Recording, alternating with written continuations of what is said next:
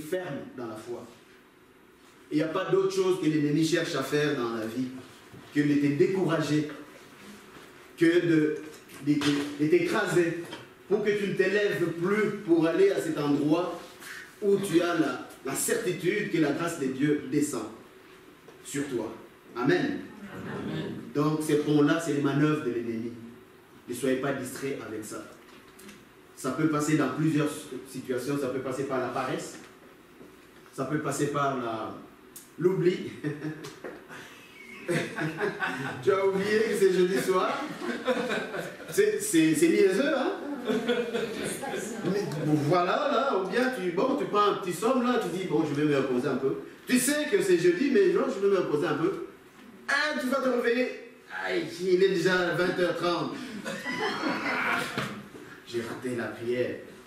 Donc, ce sont de petites choses, mais à combattre quand même. Parce que l'ennemi n'a pas de choix que de passer par des petites choses. Comme je vous dis toujours, l'ennemi ne viendra pas avec des grandes affaires.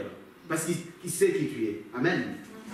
Il sait qui tu es. Il sait que tu es un fervent chrétien, une fervente chrétienne, que tu tiens ferme à ta foi. Donc, il ne viendra pas te dire clairement là de faire quelque chose qui...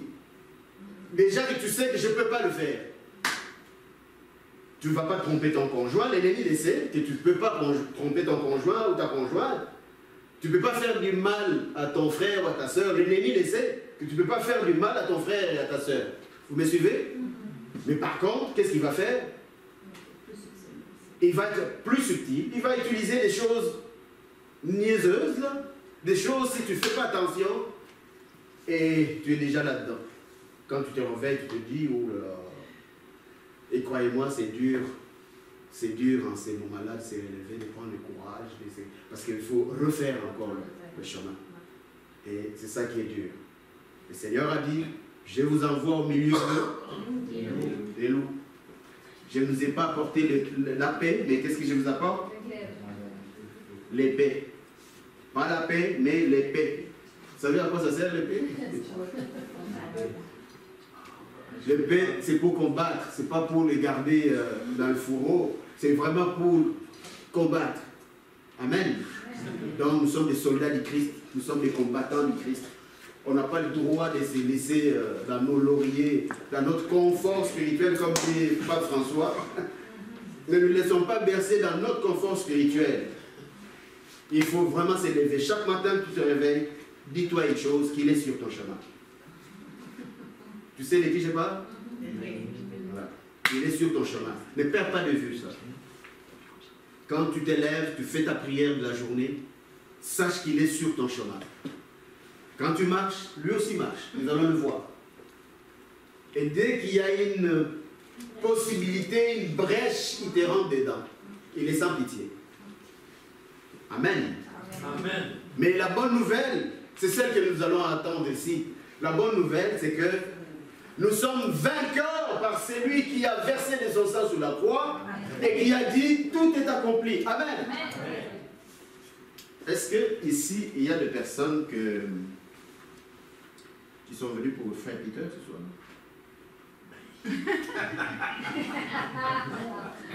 Je vais ce que j'ai été. Je n'ai pas entendu la réponse.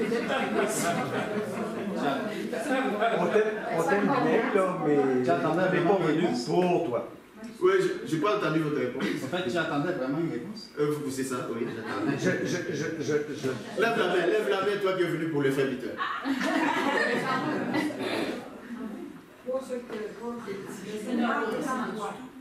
Non, je parle de frère Peter. Ouais. Lève la main. Non? Vous êtes les seuls, hein? Alors, lève la main pour celui qui est, pour celle qui est venue pour le Seigneur. Amen. Vous voyez? Et vous avez raison. Donc, en avant ici, le frère Peter que je suis, mon corps que vous voyez, je le prête en ces moments même, je le prête à Jésus pour qu'il puisse vous parler. Donc, quand la parole de Dieu sort, quand elle va sortir, croyez-moi, la parole de Dieu sort avec puissance et autorité. Quand ça vient te chercher, loue le Seigneur, dis merci au Seigneur. Parce que la parole qui transforme une personne, c'est celle qui vient te chercher. Si la parole ne vient pas te chercher, elle n'a aucun effet sur toi. Et tu ne te transformeras pas. C'est comme ça simplement que nous pouvons être élevés comme enfants de Dieu. Amen. Cette parole ce soir, elle est dure. Mais elle s'adresse à chacun de nous. Comment elle s'adresse à chacun de nous? C'est d'être prudent. C'est d'ouvrir vraiment les yeux de la foi. Bien ouvrir les yeux de la foi pour le voir venir. C'est lui qui a quitté ta vie et qui, quand il revient, il trouve que c'est favorable de rentrer, il va aller chercher 7 autres pour rentrer en toi. C'est cela l'enseignement de ce soir. L'ennemi, c'est lui que tu as foutu dehors il y a 2 semaines. Vous vous rappelez, dans l'église? Nous l'avons chassé et nous avons fermé la porte. Amen. Amen. Mais ce que la parole va nous montrer ce soir, il est en train de errer. Et quand il ne trouvera pas, peu importe le jour, ça peut prendre des jours, ça peut prendre des mois, des années.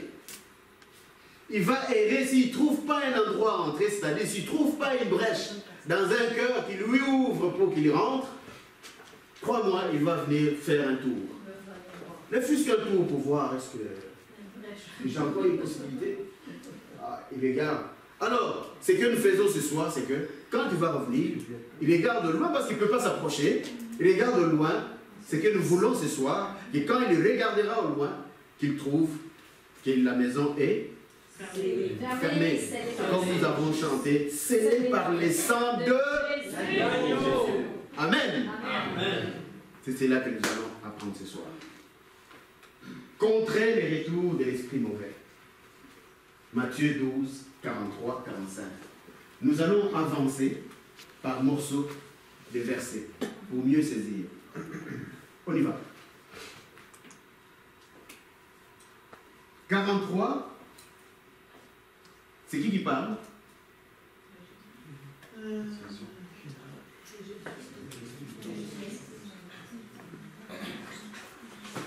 Cette partie-ci, c'est qui parle?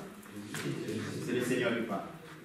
Lorsqu'un esprit mauvais est sorti d'un homme, il va et vient, je souligne en rouge, dans les espaces déserts en cherchant un lieu où s'établir. Lorsqu'un esprit mauvais sort d'un homme, il va errer. Va et vient, c'est-à-dire errer. Nous voyons déjà quelque chose qui qualifie les mauvais esprits. Ça vient nous indiquer que les mauvais esprits ne même pas à chercher. Parce qu'il y en a partout où nous promenons, et il y a un esprit qui est en train d'errer aussi. Est-ce que vous me saisissez? Et donc, il cherche où il peut s'établir. Qu'est-ce que ça veut dire? Pendant qu'il est en train d'errer, supposons que cet esprit-là s'appelle médisance. La médisance est en train d'errer. Et il trouve quelque part, supposons 2 personnes qui sont en train justement de dire de médisance.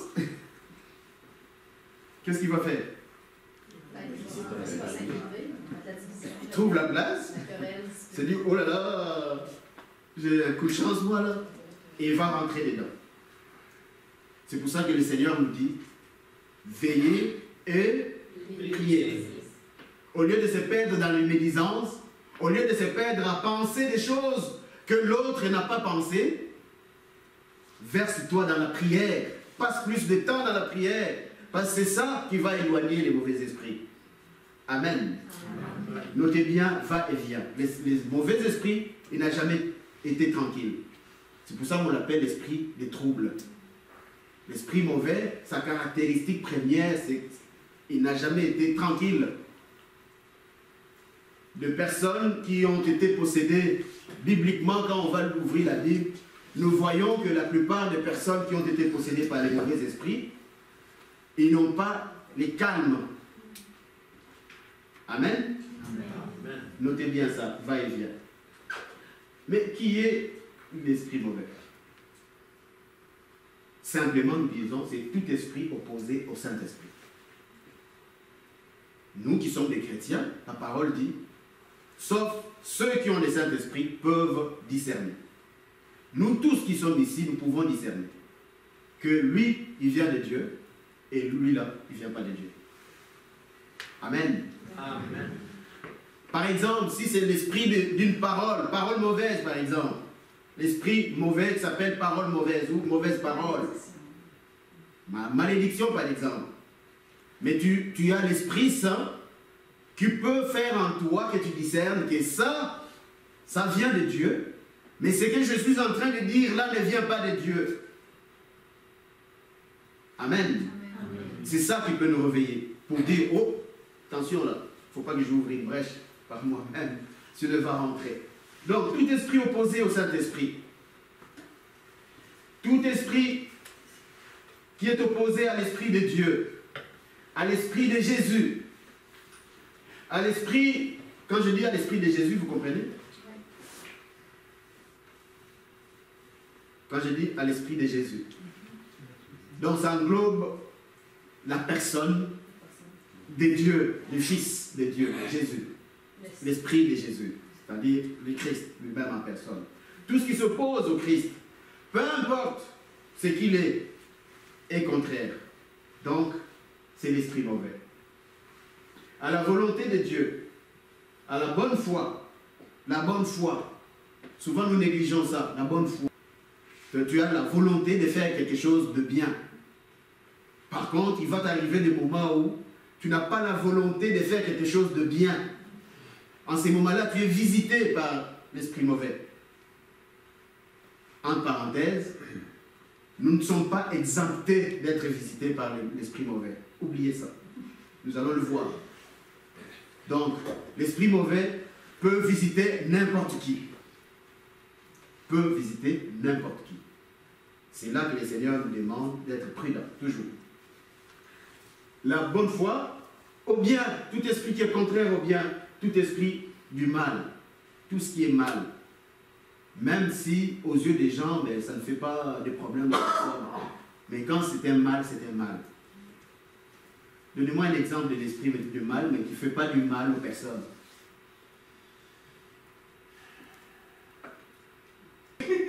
Sacré, c'est mal. Mais vous voyez avec quelle simplicité les gens sacrent. Comme ça. Un bel exemple qui court les rues. L'incrédulité. Actuellement, nous vivons dans un siècle de l'incrédulité. La foi a disparu. Mais est-ce que vous voyez quelqu'un avoir mal parce qu'il n'y a plus la foi? Tout le monde s'en contrebalance. Est-ce que ça fait mal quand quelqu'un se dit non, moi je ne prie pas? C'est ça. La société ne s'en offusque pas. Non. Amen. Les mauvais esprits ici, comme je mets l'exemple ici, mauvaises pensées. Vous voyez, il est en premier, là, les mauvaises pensées. Ce n'est qu'un exemple, mais j'ai commencé cet exemple par les mauvaises pensées. Nous avons appris ça ici. S'il y a une chose dont nous devons toujours nous méfier contre nous-mêmes, en fait, je reprends. Chacun de nous a 3 ennemis. Le premier, c'est soi-même. Le deuxième, Le monde. les mondes. Le troisième, Satan. les démons. Tous les 3 ennemis que tu as, tous les 3, généralement, ils vont travailler avec ça, les mauvaises pensées. Et ça te brise. Les mauvaises pensées peuvent te faire dire des choses à une personne qui vient te dire, maintenant là que je t'aime, les mauvaises pensées peuvent te faire dire à la même personne que je ne t'aime pas. Est-ce que vous me saisissez? Mais c'est ça que nous avons entendu l'autre jour, lorsque nous avons suivi dans les enseignements sur la parole. Vous vous rappelez? Vous vous rappelez? Comment on avait défini la parole?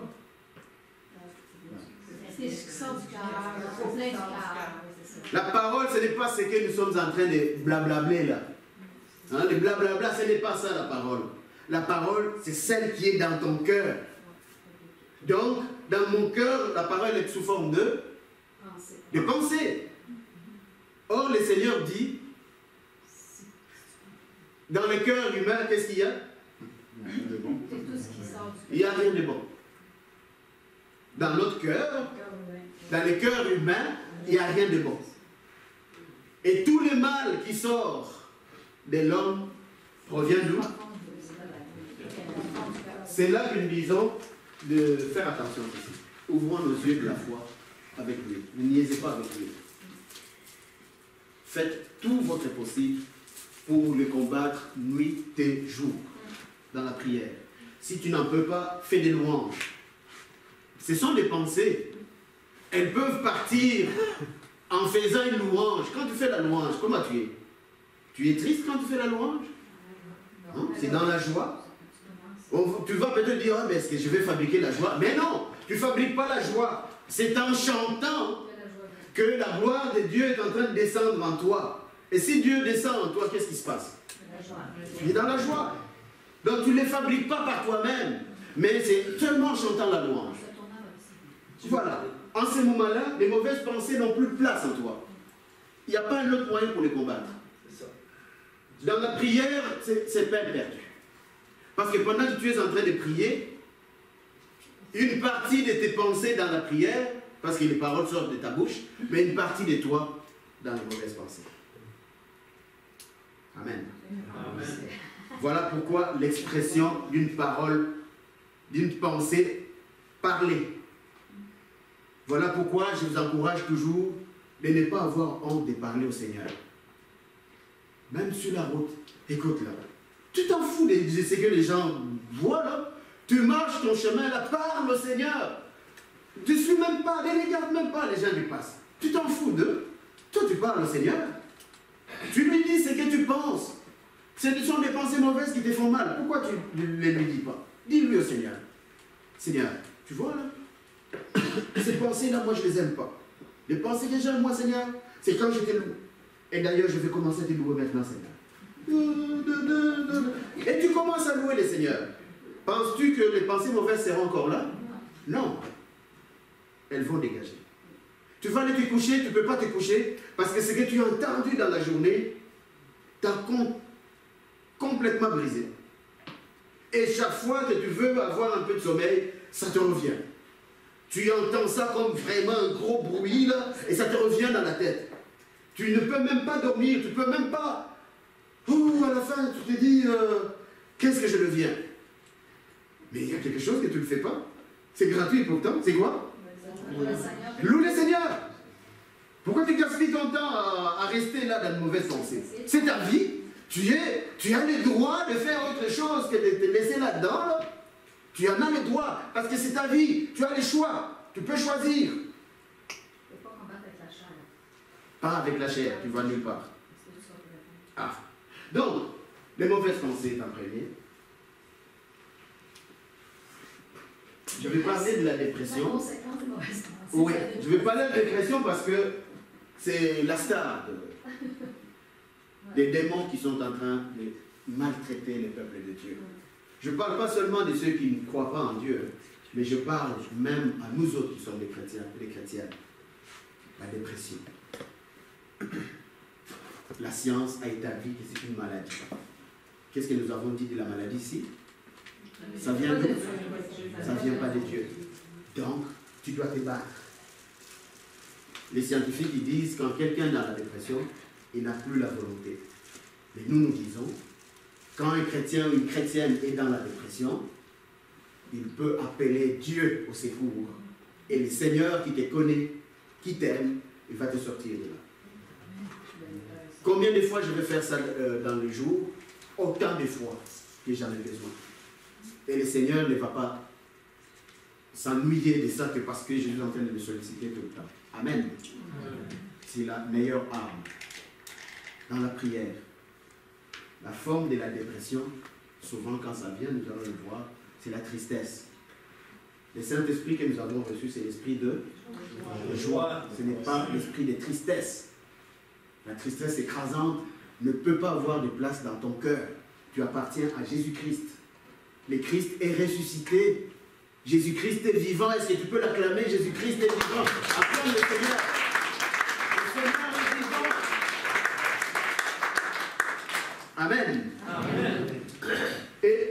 d'autres affaires, les autres, comme le mépris, parce qu'il est très très présent, surtout dans les assemblées des enfants de Dieu, dans les communautés chrétiennes. Il y a beaucoup ça, le mépris. Ouvrez vos yeux de foi pour pouvoir dénicher, remarquer le mépris. Je vous ai toujours donné un exemple ici. En partant, les mauvais esprits, je répète, le mauvais esprit peut toucher n'importe qui. Vous allez le voir. De petites choses qui viennent, un ami, un frère, une sœur de la communauté qui vient te voir, qui t'emmène sur la voie de critiquer quelqu'un d'autre de la communauté, ça vient d'où ça? Ça ne vient pas de Dieu. Il faut que tu le combattes tout de suite. Comment? Comment? En demandant de payer que la personne fonde. Tout de suite, en demandant à cette personne, frère, sœur, est-ce que nous pouvons prier pour cette personne? Ça met fin à ça. Si tu te laisses aller là-dedans, tu es perdu. C'est sûr que l'ennemi va t'écraser avec ça. Parce que tu rentres dans son champ. Amen. La haine vient après. Bon, j'ai cité des choses qui rentrent dans le corps, dans le fond, mais c'est le fond qui est important. Des choses comme l'alcoolisme. Il y a des programmes, il y a des ressources qui existent pour combattre des démons comme l'alcoolisme. Mais moi, ce que je dis pour un chrétien, une chrétienne, tu n'as pas besoin des programmes. Pourquoi? Parce que comme tu le dis,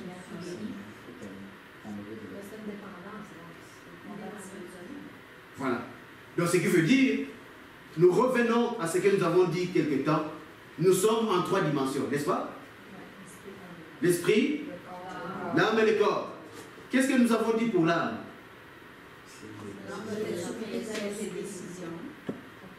C'est la dimension la plus importante de ta vie. Je répète ça souvent, c'est pour nous, c'est pour notre bien. Amen.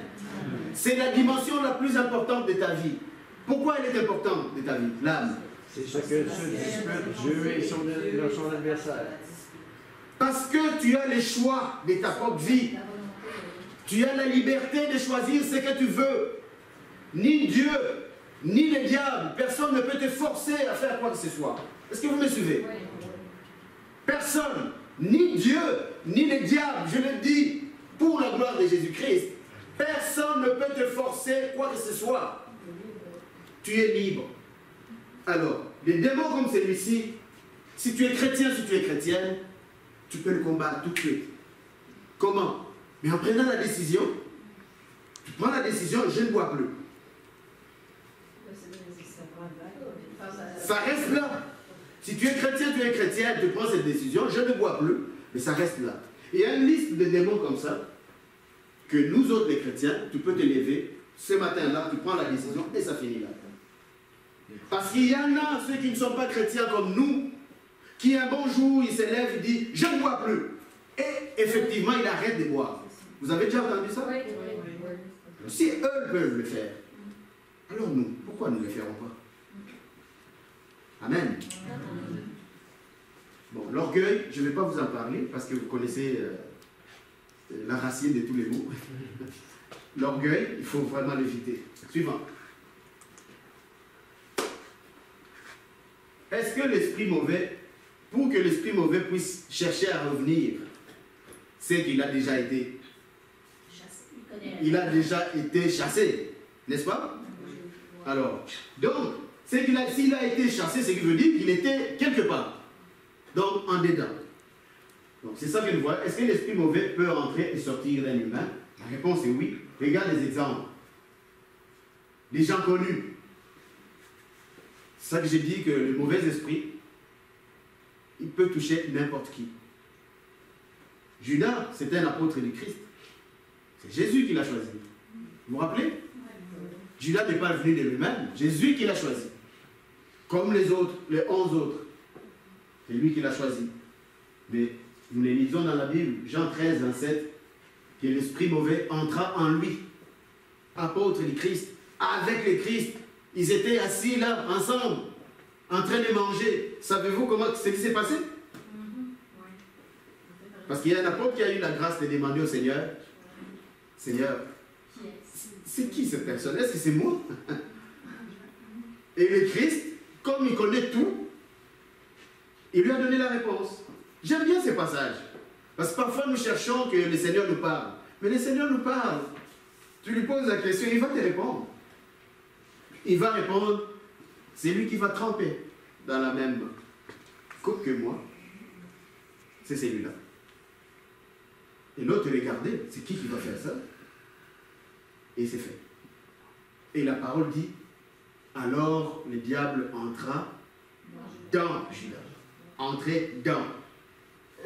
Comment? Quand on dit entrer dans. Par les mauvaises pensées. Dis-le fort. Par les mauvaises pensées. C'est pas écrit. Mais savez-vous qu'est-ce que ça pouvait être comme démarche de Judas? En soi, comme il a touché les hommes politiques, en soi, la démarche de Judas, en soi, même pour lui, c'était normal qu'il puisse faire cette démarche. C'est-à-dire, faire en sorte, parce qu'eux, ils ne connaissaient pas Jésus, mais lui, il connaissait Jésus.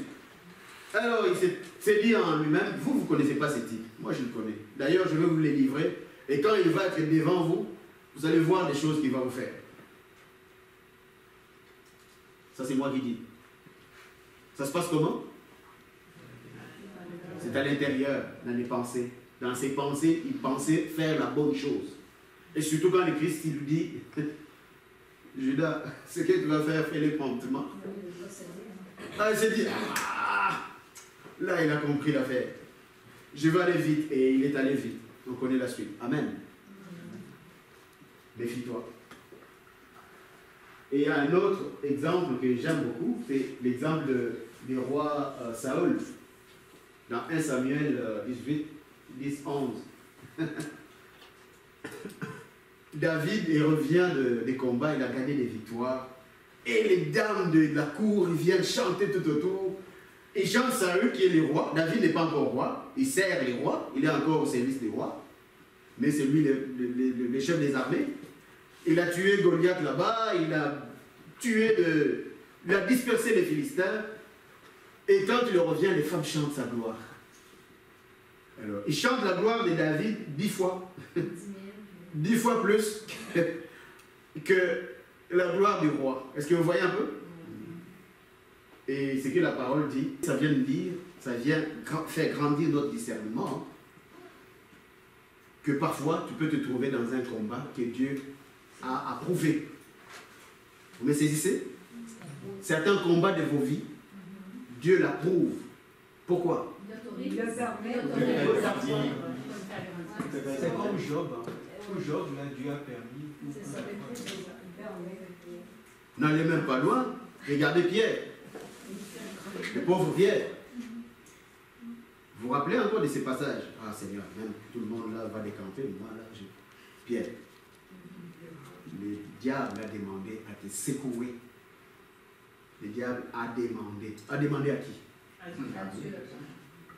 Et Dieu, qu'est-ce qu'il a fait? Il a prouvé. Pourquoi Dieu va prouver ça? Parce que de ça, il va devenir vraiment la pierre. Ah. Parce que Dieu, le Christ, connaissait qui était Pierre. Il n'y avait pas un autre moyen pour fortifier ce type-là que de le laisser brasser par le mal. Est-ce que vous saisissez? Quand tu es en face de ton combat, ne panique pas. Parce que si c'est Dieu qui approuve que tu sois dans cette épreuve-là, c'est pour ton bien. Glorifie le Seigneur. Tu souffres, mais glorifie-le pareil. Parce qu'il te prépare à quelque chose auquel tu ne t'y attendais pas.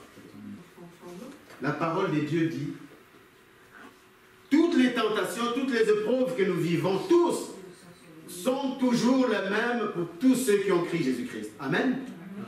Mais Dieu donne la grâce à chaque personne qui est bousculée pour qu'il puisse en sortir. Toujours. Pour ceux qui appartiennent au Christ. Amen. Donc, quand tu es en face des combats de ta vie, ne panique pas. Celui qui est en toi est plus puissant et plus fort que celui qui est en train de te traumatiser en ces moments. Et c'est pour ton bien aussi qu'il est en train de faire ça. Tu vas le voir dans les jours à venir. Ne nous soumets pas, ne nous laisse pas tomber, ou ne nous laisse pas succomber dans la tentation. Et la suite, délivre-nous Du du mal. mal. Le Seigneur nous en délivre toujours. Notez bien ce que notre frère a dit. Ce n'est pas Dieu qui nous envoie des mauvais esprits. Le mal n'est pas de Dieu. Ne vient pas de Dieu. Il n'y a aucun mal en Dieu. Mais Dieu approuve que tu sois éprouvé. Pour être éprouvé, tu vas être éprouvé par qui? Le démon. Il n'y a pas de choix. L'initiative vient souvent du mal, c'est juste que... Amen. Saisissez ça. L'esprit mauvais utilisa l'apôtre Pierre pour empêcher Jésus d'aller à manger.